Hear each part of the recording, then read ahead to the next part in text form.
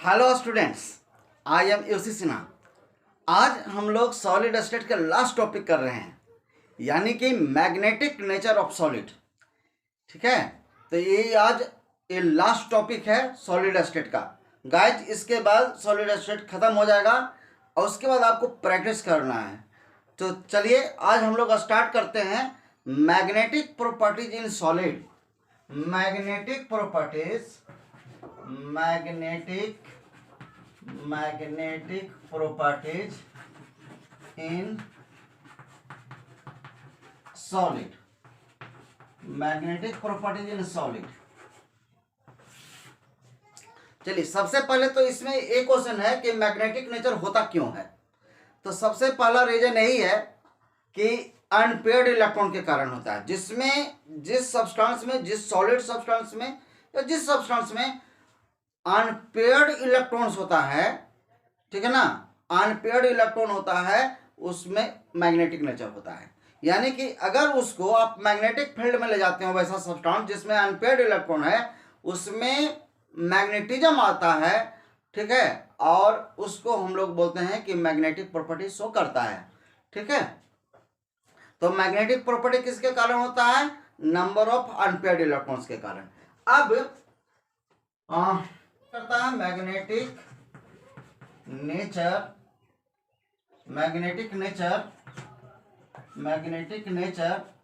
Depends upon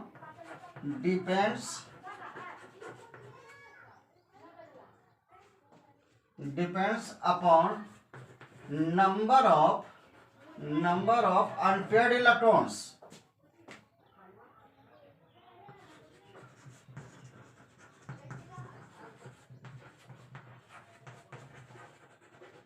number of unpaired electrons पर depend करता है। उसके बाद आप मैथमेटिकली इसको डिटरमाइन भी कर सकते हैं। मैथमेटिकली इसको कह सकते हैं कि एक फार्मूला होता है Bohr mu equal to, mu जो होता है वो मैग्नेटिक मोमेंट होता है, वो डिपेंड करता है नंबर ऑफ अनपेयर्ड इलेक्ट्रॉन पर। तो फार्मूला होता है mu equal to n into n plus two BM का मतलब होता है बोर मैग्नेटोन। यूनिट होता है मैग्नेट का, यूनिट होता है बोर मैग्नेटोन। तो बी से हो गया, बीएम का मतलब क्या हो गया? बोर मैग्नेटोन होता है, बोर मैग्नेटोन। इस तरह से होता है ना कि कितना बीएम का है, मतलब अगर कोई एक है 5 बीएम का और एक है 10 बीएम का, तो नेचुरली उसमें मैग्नेटिक 10 बीएम का मतलब है कि हैवी मैग्नेट हो गया। ठीक है, तो इस तरह से हम लोग अब इसको जैसे मान लेते हैं, सपोज डेट हम आयरन की बात करते हैं। देखिए, इसमें हम आयरन की बात करते हैं, तो आयरन का 26 होता है, तो 26 होता है, तो ये हो गया। इसका कॉन्फ़िगरेशन बनाइएगा तो आर्गन हो जाएगा 18 और उसके बाद हो जाएगा 3d6 होता है इसमें, अब 4s2। तो इसमें डी में आपका 6 इलेक्ट्रॉन है। तो आप इस तरह से डी है 5 टाइप्स का होता है इसमें, और 5 टाइप्स का है, तो 1 2 3 4 5 आई हो गया 6। यानी कि अभी नंबर ऑफ अनपेयर्ड इलेक्ट्रॉन कितना हो गया? 1 2 3 4 आपका नंबर ऑफ अनपेयर्ड इलेक्ट्रॉन है। यानी कि एन का वैल्यू इसमें क्या हो गया? 4 हो गया। नंबर ऑफ अनपेयर्ड इलेक्ट्रॉन 4 हो गया। अनपेयर्ड इलेक्ट्रॉन है, इसका मतलब है कि मैग्नेटिक नेचर शो करेगा। अब n इक्वल टू 4 है, अब इसमें आप म्यू निकालिएगा, मतलब मैग्नेटिक मोमेंट का वैल्यू निकालिएगा, तो हो जाएगा, क्योंकि फार्मूला क्या होता है n इंटू एन प्लस 2, तो n का वैल्यू कितना हो गया? 4। तो 4 इंटू 4 प्लस 2 हो जाएगा, तो निश्चित रूप से कितना हो जाएगा? इसको सोल्व कीजिएगा तो 6 हो गया, 24 हो गया। 6 इंटू 4 तो 24 हो जाएगा। अब इसका वैल्यू कितना होगा? अगर मान के 25 होता तो 25 का रूट कितना होता? 5 होता, तो एक कम है, 24 है, तो 5 से एक कम हो गया, यानी कि 4.9 ले सकते हैं इसको, 4.9 ले सकते हैं मैग्नेटिक मोमेंट। अब आपको कंपेयर करना है अगर कोबाल्ट से, ये कोबाल्ट है, कोबाल्ट का 27 होता है। अब इसका अगर आप निकालते हैं तो ये हो जाएगा आपका, इसका कॉन्फ़िगरेशन सबसे पहले देखना है, आर्गन, आर्गन के बाद हो जाएगा 3d7 हो जाएगा इसमें, 4s2, तो 3d7, तो डी आपका 5 टाइम्स का। फिर आप बनाइए इस तरह से 5d जनरेट, इस तरह से, तो 7 इलेक्ट्रॉन 1 2 3 4 5 6 7, तो 7 हो गया। तो n का वैल्यू आपका इसमें 3 हुआ, तो निश्चित रूप से इसमें कम अनपेड है तो कम ही होगा आपका मैग्नेटिक नेचर।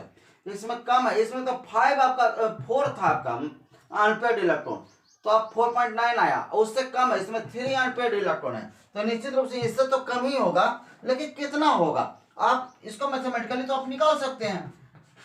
रूट हो जाएगा, n का वैल्यू 3 है तो 3 इंटू 3 प्लस 2 हो जाएगा, इतना bm का हो जाएगा, इतना bm का निकला। तो कितना हो जाएगा, ये हो जाएगा 3 to 5 हो गया, 5 3 जा हो जाएगा 15 हो जाएगा। अब 15 का रूट निकालिएगा, अगर 16 होता तब 4 होता, तो इसका मतलब ये हो गया आपका 3.9 bm का हो जाएगा, 3.9 हो जाएगा इतना bm का। तो देखिए तो वैल्यू आपका क्या हो गया, 4.9 इसका था, इसका 3.9 हो गया, कम हो गया। कम क्यों हुआ, रीजन है कि इसका अनपेड इलेक्ट्रॉन 3 है, इसका 4 था, अनपेड इलेक्ट्रॉन की संख्या कम है इसलिए कम हुआ। एक और अगर एग्जांपल मैं देख लेता हूँ, निकल आपका 28 होगा, 28 होगा एटॉमिक नंबर, तो ये हो जाएगा आर्गन और उसके बाद हो जाएगा 3d, इसमें 8 हो जाएगा 4s2, तो 3d 8 है, तो आपका इसमें d आपका 5 टाइप का पहले बनाइए, इस तरह से 5 टाइप का हो गया। 8 इलेक्ट्रॉन को फिल करना है, तो 1 2 3 4 5 6 7 8। अब इसमें अनपेड इलेक्ट्रॉन 2 ही बचा, n का वैल्यू इसमें कितना है 2, सबसे कम इसमें, इसका मतलब मैग्नेटिक नेचर सबसे कम इसमें होगा। क्लियर है, अब कितना होगा, तो म्यू इक्वल टू हो जाएगा 2 इंटू 2 प्लस 2, ये हो जाएगा, यानी कि हो गया, ये हो गया 4 4 2 जा 8 हो गया, रूट 8 हो गया। अगर 9 होता तो 3 होता, तो ये हो जाएगा 2.9 हो जाएगा, 2.9 bm। तो इस एग्जांपल से क्लियर है, कि नंबर ऑफ अनपेड इलेक्ट्रॉन जिसमें ज्यादा है तो ज्यादा होगा वैल्यू, जैसे जैसे कम हो रहा है अनपेड इलेक्ट्रॉन कम हो रहा है, तो आप देख रहे हैं कि मैग्नेटिक नेचर भी, मैग्नेटिक मोमेंट का वैल्यू कम हो रहा है। इसका मतलब हो गया कि किस पर डिपेंड करता है, नंबर ऑफ अनपेड इलेक्ट्रॉन पर होता है। तो है सब मैग्नेटिक नेचर है, सभी में मैग्नेटिक नेचर है, लेकिन किसी में ज्यादा है किसी में कम है, depends upon number of unpaired electron. ठीक है, अब हम लोग बात करते हैं क्लासिफिकेशन ऑफ सॉलिड सब्सटेंस, मतलब मैग्नेटिक नेचर के बेसिस पर कितने प्रकार का सॉलिड होगा ये हम लोग पढ़ते हैं। ठीक है ना, तो इसके आधार पर, मैग्नेटिक नेचर के आधार पर, यानी कि सॉलिड को 5 टाइप्स में क्लासिफाई किया गया है। एक होता है डायमैग्नेटिक सॉलिड, सेकंड होता है पैरामैग्नेटिक सॉलिड, सेकंड होता है पैरामैग्नेटिक सॉलिड, सेकंड होता है पैरामैग्नेटिक सॉलिड, और थर्ड जो होता है इसको बोलते हैं फेरोमैग्नेटिक सॉलिड, फेरोमैग्नेटिक सॉलिड। और फोर्थ होता है यहाँ पर मैं लिख देता हूँ, फोर्थ होता है आपका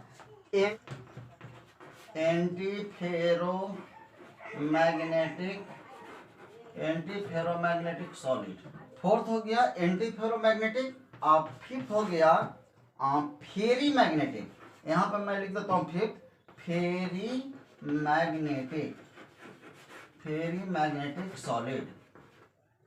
मैग्नेटिक सॉलिड। तो इस प्रकार से 5 टाइप्स का सॉलिड हो गया। मैग्नेटिक नेचर के बेसिस पर 5 प्रकार का सॉलिड होता है। एक डायमैग्नेटिक सॉलिड होता है, सेकंड पैरामैग्नेटिक सॉलिड होता है, थर्ड फेरोमैग्नेटिक सॉलिड होता है, फोर्थ एंटी फेरोमैग्नेटिक सॉलिड होता है, और लास्ट फिफ्थ जो है फेरी मैग्नेटिक सॉलिड होता है। तो 5 टाइप्स का सॉलिड हुआ। अब हम लोग एक एक करके इस पर डील करते हैं। ठीक है ना, कहीं ना कहीं ऑब्जेक्टिव क्वेश्चन पूछा जाता है इससे, तो काफी इंपॉर्टेंट टॉपिक है। चलिए 1 बाय 1 करके देखते हैं। चलिए फर्स्ट है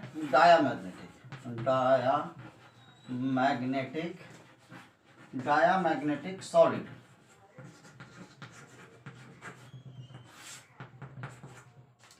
देखिए डायमैग्नेटिक जो सॉलिड है, ये डाया का मतलब हो गया कि रिपेल करेगा, यानी कि इसमें मैग्नेटिक नेचर नहीं आएगा, बल्कि मैग्नेटिक फील्ड में अगर इसको सब्सटेंस को ले जाएंगे तो क्या हो जाएगा, रिपेल करेगा। अट्रैक्शन नहीं होगा, रिपल्सन होगा, रिपेल करेगा।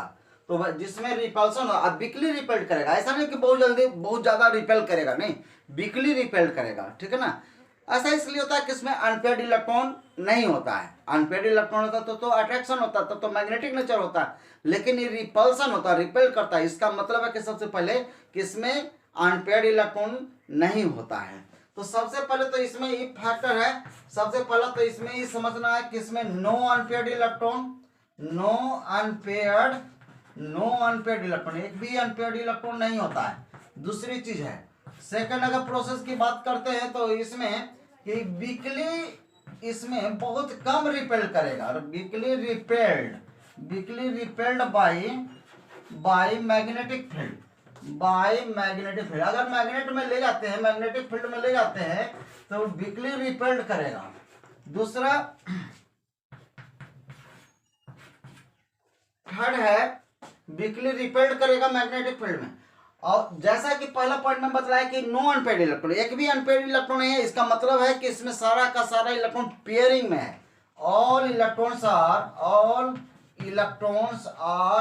इन पेयरिंग फॉर्म, सब पेयर में रहता है ना, इसलिए मैग्नेटिक नेचर इसमें नहीं होता, पेयरिंग फॉर्म में होता है।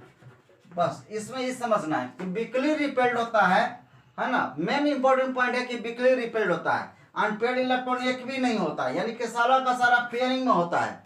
अगर एग्जाम्पल के तौर पर अगर बात करें, इसमें एग्जाम्पल बहुत इंपॉर्टेंट है, एग्जाम्पल से डायरेक्ट क्वेश्चन पूछा जाता है। तो आप बेंजीन ले सकते हैं, बेंजीन हो गया, यानी कि बेंजीन हो गया C6H6।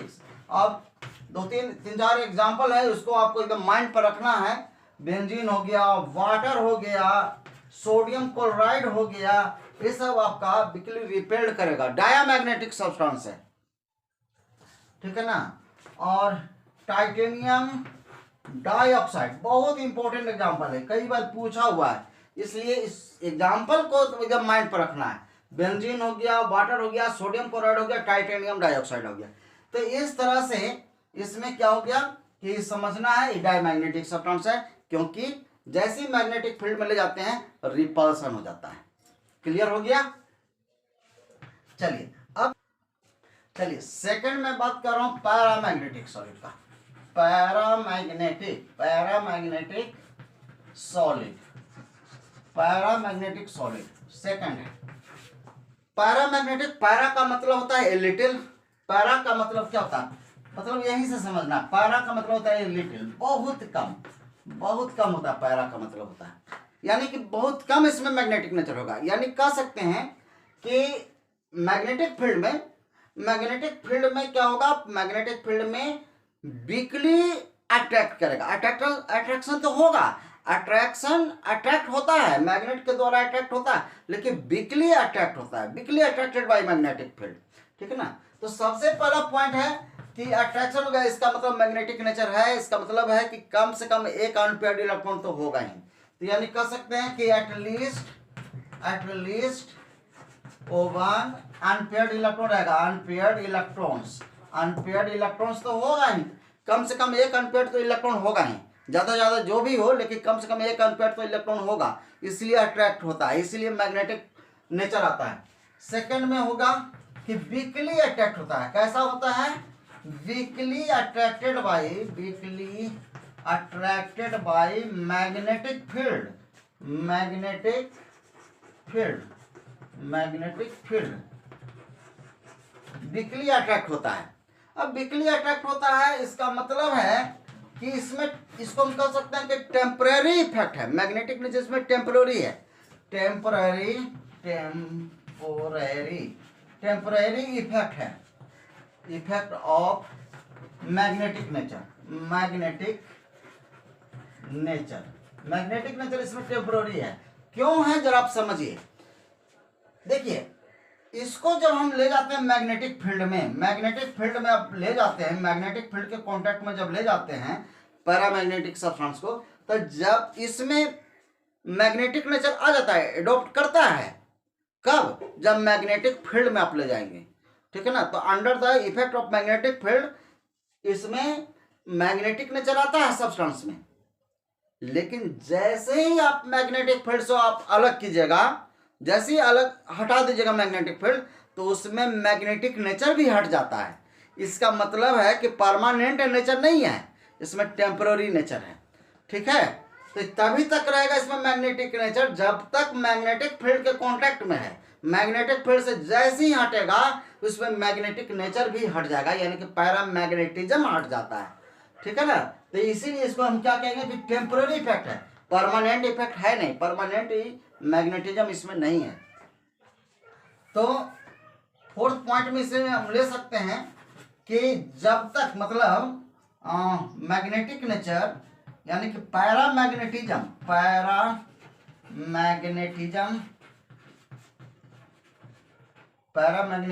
Is present as long as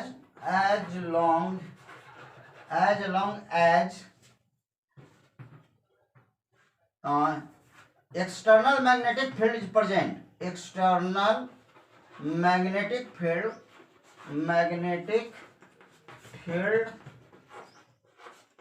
is present. जब तक मैग्नेटिक फील्ड है तभी तक उसमें मैग्नेटिज्म हो जाएगा। यानी कि कह सकते हैं कि मैग्नेटिज्म यानी कि paramagnetism is removed,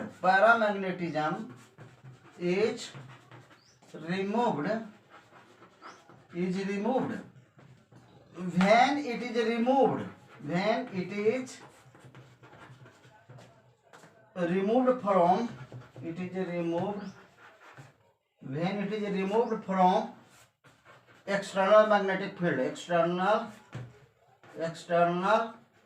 magnetic field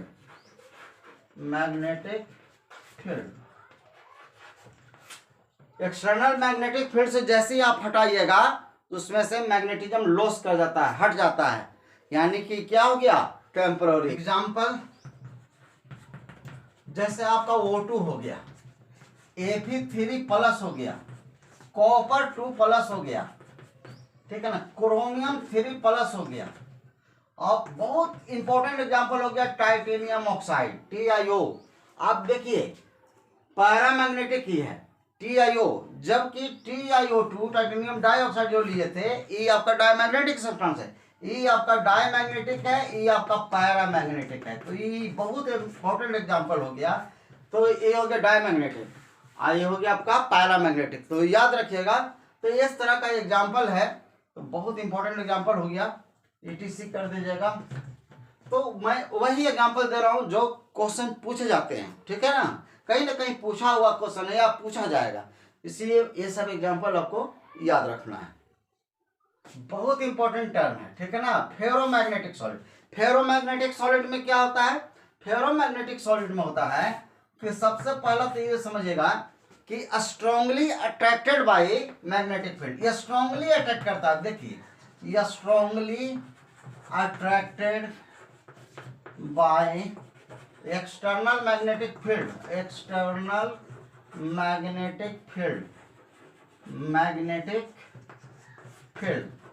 तो ये आपको क्या समझना है कि ये स्ट्रांगली अट्रैक्ट होता है। सेकंड की अगर बात करें तो इसमें देखिएगा कि ये आपका परमानेंट इफेक्ट है, परमानेंट इफेक्ट है। क्यों परमानेंट इफेक्ट है, अब जैसे देखिए इसमें दो चीज आपको समझना है कि मैग्नेटिक नेचर क्यों आता है, परमानेंट नेचर क्यों है ना, क्यों अट्रैक्ट होता है मैग्नेटिक फील्ड में। आप देखिए जैसे मान कि कोई मेटल है इसका हम क्रिस्टल लेते हैं, तो क्रिस्टल में जो मेटल का जो क्रिस्टल होता है, तो कुछ मेटेलिक जो आयन होता है क्रिस्टल में, मेटेलिक आयन होगा, वो मेटेलिक आयन क्या करता है कि कुछ कुछ जगह पर, कुछ खास जगह पर ग्रुप में आ जाता है, मेटेलिक आयन ग्रुपिंग में आ जाता है, ग्रुपिंग बना लेता है कुछ कुछ जगह पर। जैसे मान लीजिए क्रिस्टल है तो कुछ कुछ जगह, पूरे पार्ट में नहीं, कुछ कुछ जगह पर क्या हो जाता है, ग्रुपिंग बना लेता है, कुछ कुछ जगह पर आयन ग्रुप में आ जाता है ना। 4-5 आयन रहेगा एक जगह पर आ जाएगा, ग्रुप बन जाएगा, विच इज कॉल्ड डोमेन्स, उसको हम लोग क्या बोलेंगे, डोमेन्स बोलेंगे। यहाँ पर ये क्या है, ग्रुप्स है, ग्रुप्स ऑफ मेटेलिक आयन, अब समझिएगा अच्छा से, मेटेलिक आयन का ग्रुप बन जाता है। उस ग्रुप जो बना, मान के यहाँ पर ग्रुपिंग में आ गया, इसी को हम बोलेंगे डोमेन्स। क्या बोलेंगे? डोमेन्स बोलेंगे, डोमेन्स बोलेंगे। तो डोमेन्स का यहाँ पर कुछ डायपोल क्रिएट होता है। डायपोल का मतलब है कि इस तरह के बतला कुछ यहाँ पर प्लस है तो यहाँ पर माइनस होगा, यहाँ पर प्लस है तो यहाँ पर माइनस होगा। तो यहाँ पर अभी जो है माने कि सब जगह कुछ जगह पर मैंने आपका डायपोल क्रिएट हो रहा है। तो डायपोल का अभी जो अरेंजमेंट जो है जिस माने जिगजैग स्टेट में है, माने उसका कोई परमानेंट डायरेक्शन नहीं है अभी, ठीक है ना। मतलब अब समझिए कि ऐसे है, माने कि प्लस है ई माइनस है, कहीं भी है ई प्लस है ई माइनस है, यहाँ पर ई माइनस ई प्लस है, माने डायरेक्शन जो है मतलब जिगजैग स्टेट में है। लेकिन जैसे ही इसको मैग्नेटिक फील्ड में आप ले जाते हैं, एक्सटर्नल मैग्नेटिक फील्ड में जब ले जाइएगा तो वहां पर ओरिएंटेशन एक डायरेक्शन में हो जाता है। एक डायरेक्शन में होने का मतलब हो गया कि जैसे ही हम मैग्नेटिक फील्ड में आप ले जाते हैं तो अब क्या हो जाएगा, अब क्या हो जाएगा, जैसे मैग्नेटिक फील्ड में आप ले गए, मैग्नेटिक फील्ड है जैसे ले गए तो क्या हो जाएगा, ऐसे हो जाएगा। ई हो गया आपका माइनस, ई हो गया प्लस, ई हो गया माइनस, ई हो गया प्लस, ई हो गया माइनस, ई हो गया प्लस। तो सब का देखिए तो क्या हो रहा है, सभी का डायरेक्शन एक तरफ आ गया, सभी का जो ओरिएंटेशन है एक तरह से हो गया, यानी कि सेम डायरेक्शन में हो गया। पहले क्या था, जब तक आप मैग्नेटिक फील्ड में नहीं ले गए, जब तक क्या था जैसे तैसे था, प्लस माइनस है ना, माइनस प्लस, कोई उसका डायरेक्शन नहीं था। लेकिन जैसे ही मैग्नेटिक फील्ड का आपने यूज किया तो सब का जो डायरेक्शन हो गया सब एक परफेक्ट ओरिएंटेशन में आ गया, सब का एक तरह से हो गया। ये माइनस है तो प्लस है, ये माइनस है तो एक प्लस है, ये माइनस है तो प्लस है, सब माइनस एक साइड हो गया, प्लस एक साइड हो गया, यानी कि सेम डायरेक्शन इसको बोलते हैं, जिसको हम लोग ऐसे डिनोट करते हैं, सबका डायरेक्शन एक तरह से हो गया। तो ये हो गया strongly attracted by external field, इस तरह से हो गया। तो अब डायरेक्शन भी एक तरह का हो गया। अच्छा, दूसरी चीज है कि अब एक समझना है कि परमानेंट इफेक्ट क्यों है। परमानेंट इफेक्ट इसलिए है कि अगर इसमें मैग्नेटिक फील्ड में आपने ले गया, तो जब मैग्नेटिक फील्ड में ले गए तो सबका डायरेक्शन एक तरह हो गया, है ना, मैग्नेटिज्म। अच्छा, एक चीज और है कि जितना भी अभी बतलाया कि जो डोमेन्स होता है, जो ग्रुप जो आयन का होता है डोमेन्स, उस सभी domain tiny magnetic nature show करता है, ठीक है ना, वहां पर मैग्नेटिक शो करता है, मैग्नेटिक नेचर शो करता है, ठीक है। अब इसको अगर जैसे अगर हटाते हैं, जैसे मैग्नेट से हटाते हैं तो ऊपर भी इसमें मैग्नेटिज्म हमेशा के लिए रह जाता है, ठीक है ना, मैग्नेटिज्म हमेशा के लिए रह जाता है, इसमें लॉस नहीं करता है। इवन इट इज रिमूव्ड, अगर इसको हटाते हैं from external magnetic field, external magnetic field, then magnetic moment, जो मैग्नेटिज्म है ये कह सकते हैं मैग्नेटिज्म इज रिटेन्ड, इसमें रह जाता है, रिटेन कर जाता है, इज रिटेन्ड फॉरएवर, हमेशा के लिए क्या हो जाता है, रह जाता है मैग्नेटिक नेचर। इसीलिए क्या हो गया, ये हो गया आपका परमानेंट इफेक्ट हो गया। क्लियर हो गया।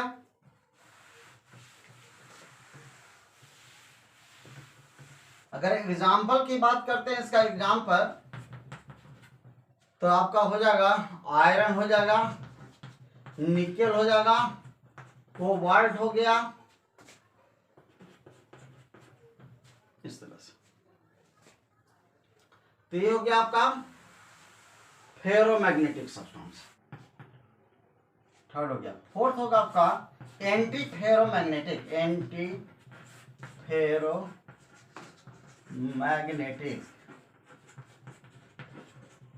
Substance.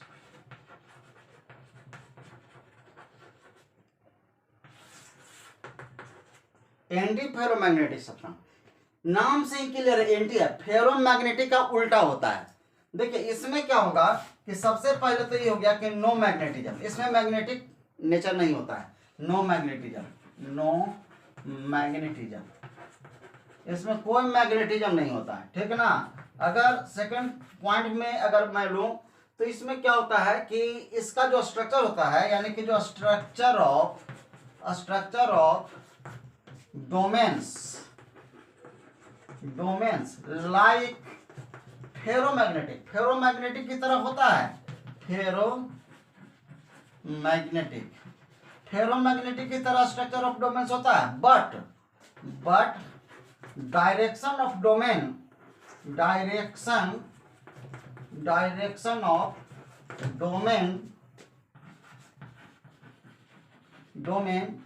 is same in parallel and anti-parallel direction, parallel and anti-parallel direction, anti-parallel direction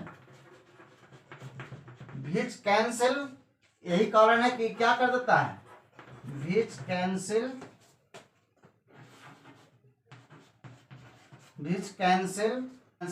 magnetic nature को क्या कर देता है, कैंसिल कर देता है, इसीलिए इसमें कोई मैग्नेटिज्म नहीं होता है। इसका मतलब समझिए, क्या हम कहें कि इसका जो डोमेन्स का जो स्ट्रक्चर है लाइक फेरोमैग्नेटिक की तरह है इसका डायरेक्शन, बट पैरेलल और एंटी पैरेलल जो डायरेक्शन होता है डोमेन्स का वो दोनों इक्वल होता है, ठीक है ना। तो कैंसिल हो जाता है, देखिए जैसे माने थे कि एक पैरेलल गया तो इसका एंटी पैरेलल, देखिए कैंसिल हो गया, तो जितना आपका पैरेलल है उसका उल्टा क्या हो गया, ऑपोजिट में भी है। तो देखिए यानी कि कह सकते हैं क्लॉकवाइज डायरेक्शन में, अगर वो 1 2 3 क्लॉकवाइज है तो एंटी क्लॉक में 3 है, तो क्लॉक और एंटी क्लॉक दोनों इक्वल हो गया। तो जितना अब फेरोमैग्नेटिक में क्या बतलाए थे कि सब एक डायरेक्शन में होता है, सब एक डायरेक्शन में, मैग्नेटिक फील्ड में जब ले जाते हैं तो एक डायरेक्शन में हो जाता है, इसलिए मैग्नेटिक नेचर होता है। यहाँ पर क्या होता है, यहाँ पर होता है कि जितना पैरेलल ले गए उसका एंटी पैरेलल उतना ही गया, तो ये आपस में क्या कर दिया, कैंसिल कर दिया, जितना ही जा रहा था उसका एंटी जाएगा, तो कैंसिल हो गया, ठीक है ना। तो पैरेलल और एंटी पैरेलल क्या हो गया, इक्वल हो गया, जिसके कारण कैंसिल हो जाता है। अब फाइनली क्या हो जाता है, नो मैग्नेटिज्म, कोई मैग्नेटिक नेचर इसमें नहीं होता है। अब इसका एग्जांपल के तौर पर अगर बात करें, अगर एग्जांपल की बात करें तो MNO बहुत इंपॉर्टेंट एग्जाम्पल, फिफ्थ होगा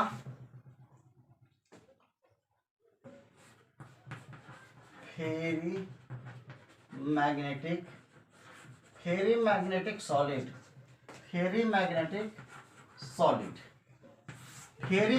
स्पेलिंग पर ध्यान देना है। फेरी मैग्नेटिक वो था फेरोमैग्नेटिक, ये फेरी मैग्नेटिक है ना। तो फेरी मैग्नेटिक सॉलिड किसको कहते हैं, इसमें जरा आप समझिए, तो फेरी मैग्नेटिक किसको कहते हैं। फेरी मैग्नेटिक सॉलिड जो है इसमें थोड़ा बहुत मैंने कुछ न कुछ इसमें मैग्नेटिज्म होता है ना। ह्यू मैग्नेटिक नेचर में थोड़ा बहुत मैग्नेटिक नेचर होता है। क्यों होता थोड़ा बहुत, इसका समझना है। इसमें मेन रीजन ये है कि जो डोमेन्स का जो स्ट्रक्चर होता है, जो डायरेक्शन है, ठीक है ना, जो डायरेक्शन ऑफ डोमेन्स जो है वो अनइक्वल नंबर होता है पैरेलल और एंटी पैरेलल डायरेक्शन, यानी कह सकते हैं कि direction of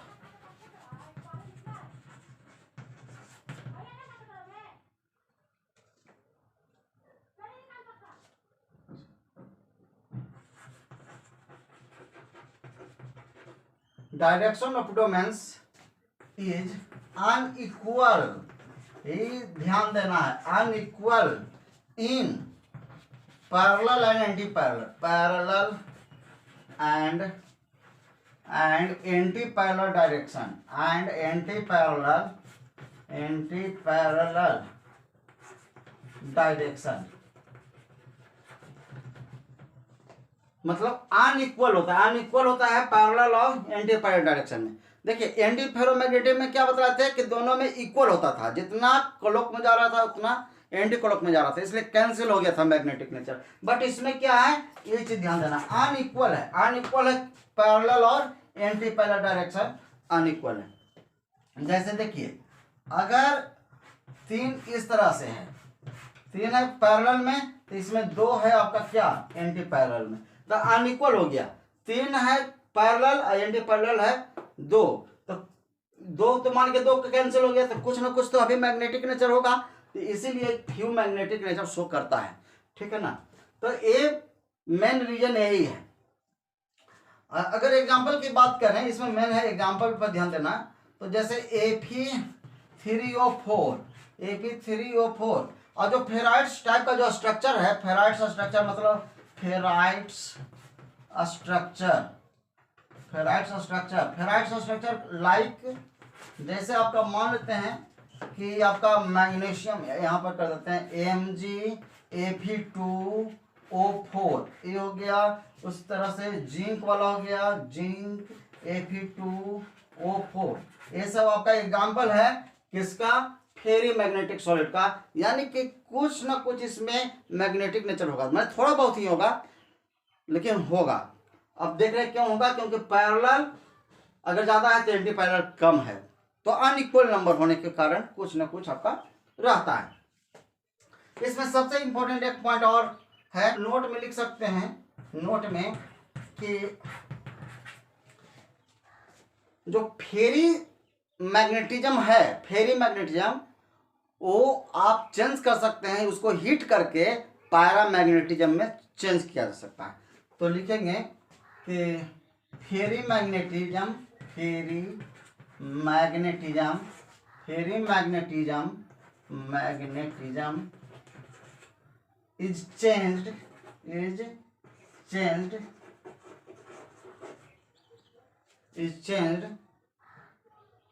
into paramagnetism, into paramagnetism on heating,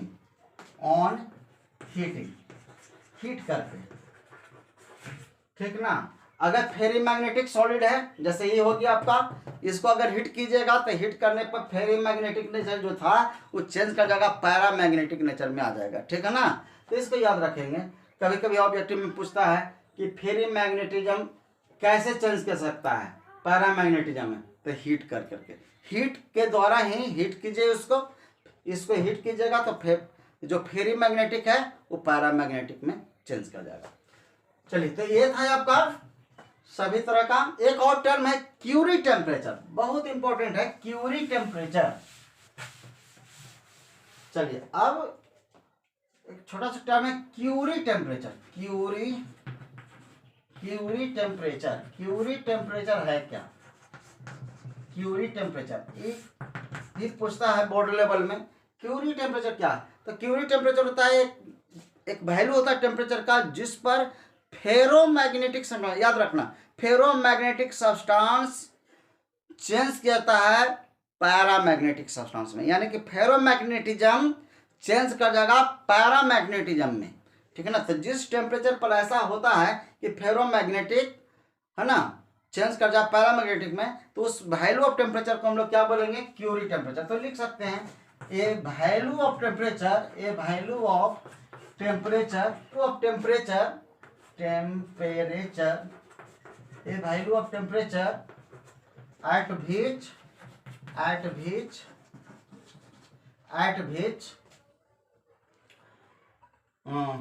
ferromagnetic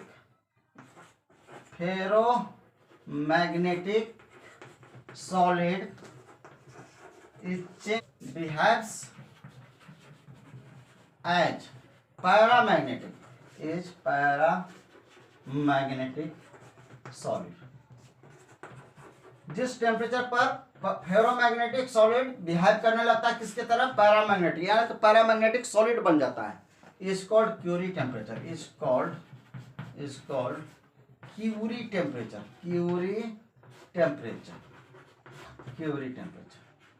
इस तरह से, ठीक है ना। अगर एग्जांपल की बात करें तो Curie temperature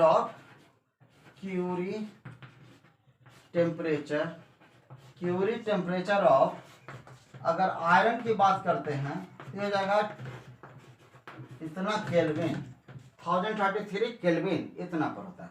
Curie temperature of अगर निकल की बात करते हैं तो हो जाएगा 625 केल्विन।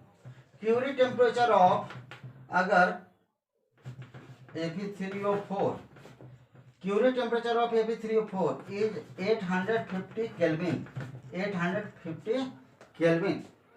तो कुछ ये सब एक्सपेरिमेंटल वैल्यू है, ठीक है ना, इसको याद रखिएगा। क्यूरी टेम्परेचर आयरन का हो गया इतना 1033 केल्विन, निकल का होता है 625 केल्विन, आई जो Fe3O4 का है 850 केल्विन होता है, ठीक है। तो इस सब इसके लिए क्या हो गया, क्यूरी टेम्परेचर हो गया। अब अगर इससे नीचे का अगर टेम्परेचर बिलो, यानी कि नोट में एक लिख देते हैं कि below Curie temperature, Curie temperature से अगर नीचे की बात करते हैं, below Curie temperature, Curie temperature ferromagnetic paramagnetic substance, paramagnetic substance behaves as substance behaves as ferromagnetic substance, ferromagnetic substance। यानी कि इतना पर क्या होता है, क्यूरी टेम्परेचर पर फेरोमैग्नेटिक चेंज कर जाता है, इतना पर आपका क्या हो जाएगा, पैरामैग्नेटिक की तरह शो करेगा ही, पैरामैग्नेटिक की तरह।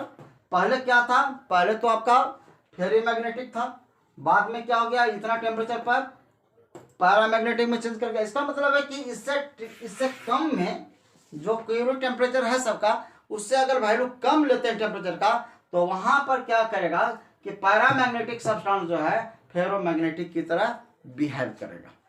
तो यही था आपका मैग्नेटिक नेचर ऑफ सॉलिड, ठीक है ना। तो सॉलिड स्टेट यहीं पर खत्म होता है, ठीक है। आपका जो भी अब क्या होगा कि MCQ वगैरह अपलोड करेंगे, ठीक है, उसको प्रैक्टिस कीजिए। लेकिन अब जो है नया चैप्टर मैं स्टार्ट करूंगा सॉल्यूशन, नया चैप्टर, अब इसके बाद सॉल्यूशन आएगा, ठीक है ना। कॉन्फिडेंस लाना है, हर एक टॉपिक पर कॉन्फिडेंस लाना है। तो आज के लिए बस इतना ही, ठीक है ना। Till then bye bye, take care.